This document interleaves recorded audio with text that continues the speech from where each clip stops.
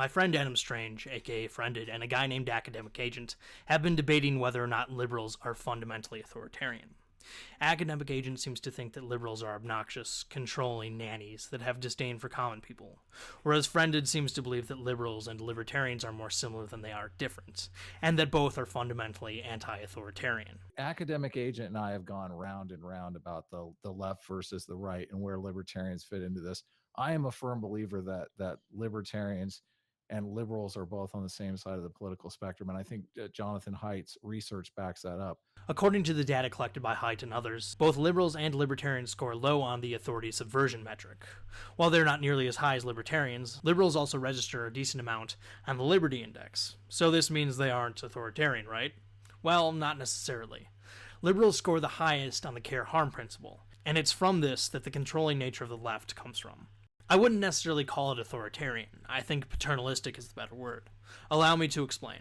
The science fiction movie I, Robot illustrates an extreme and fictionalized example of what I'm talking about. Now, I'm going to spoil a major plot point here, but don't worry, because frankly, it's not a great movie.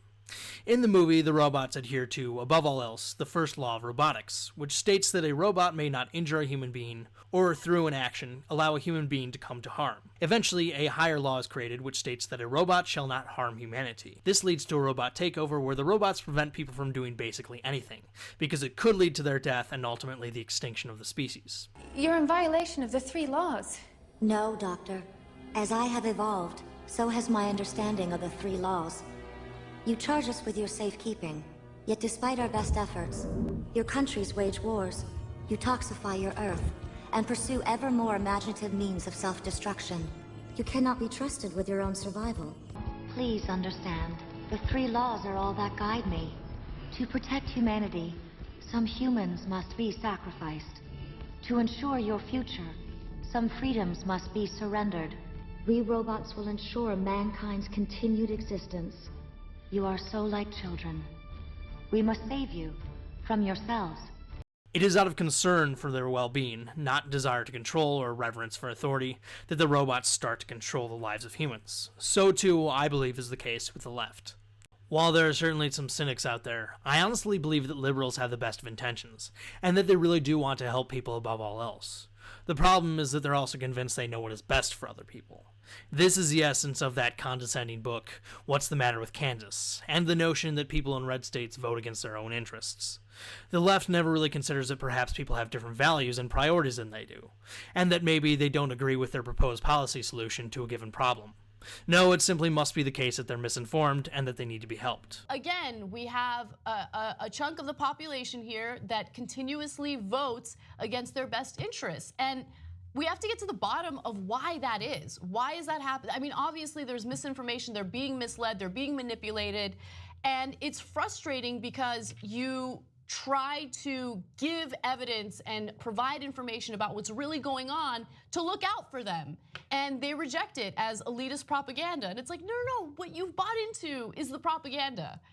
Well, part of the problem is that progressives actually care about Americans. The desire to help others, coupled with the attitude that they know what's right, leads to paternalistic policies. Liberals want single-payer health care because they think that the government can negotiate better on people's behalves than they can for themselves.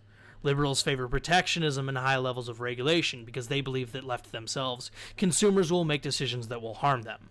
Liberals don't believe in private education or homeschooling because they think that parents might make bad decisions and that their kids might grow up to be idiots. Adam himself has even advocated for censorship of the internet because he believes that it would prevent people from falling for bullshit stories like Pizzagate.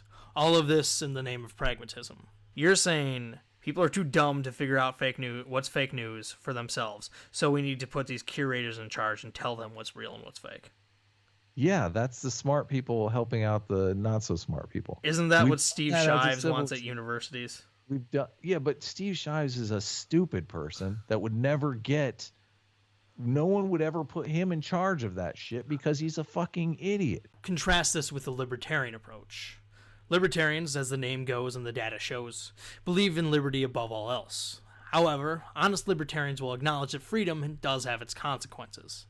For example, I accept that the free speech standards of the First Amendment have contributed to the proliferation of nonsense. I'm also happy to concede that our Second Amendment liberties have led to more gun violence in the United States than there would otherwise be. And I'll gladly concede that the Fourth Amendment, which requires the government to obtain a warrant before a search and seizure, has made Americans less safe because it makes it more difficult for the government to catch bad guys. I accept all these drawbacks of the current regime, and yet I still support it. Because at the end of the day, I believe that free people should be able to speak their minds, own firearms, and not have property searched without due process. This is not a pragmatic position, but a moral one.